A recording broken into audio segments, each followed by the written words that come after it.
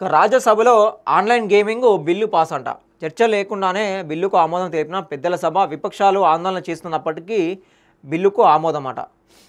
రాజ్యసభలకు సంబంధించి online gaming ఏదైతే ఉన్నదో ఆన్లైన్ గేమింగ్ సంబంధించి బిల్లు పాస్ చేశారంట. దాన్ని విపక్షాలు అడ్డుకుంటే విపక్షాలు ఆందోళన చేస్తున్నప్పటికి కూడా బిల్లునకు ఆమోదం తెలపడం జరిగింది. సో మరి ఈ బిల్లు ఏంది ఒకసారి చూద్దాం.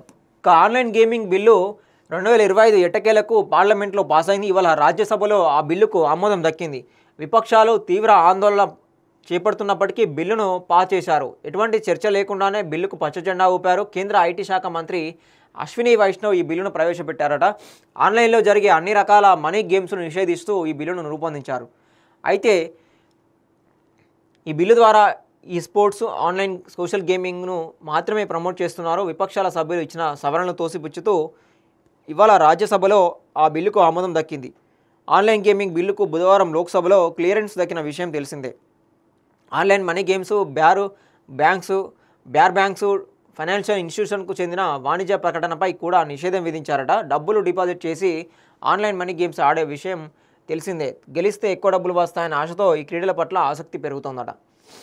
సో మొత్తానికైతే ఏదైతే ఆన్లైన్ ఎవరైతే విపరీతంగా పెరిగింది కదా ఆన్లైన్ గేమింగ్ సంబంధించి డబ్బులు పెట్టి సంపాదించుకుంటారు కదా, దాని మీద మాత్రం ఒక బిల్లు తీసుకురావడం జరిగింది. దాంట్లో ఈ స్పోర్ట్స్ ఆన్లైన్ సోషల్ గేమింగ్ సంబంధించి మాత్రమే ప్రమోట్ చేస్తూ ఉన్నారట. మిగతాది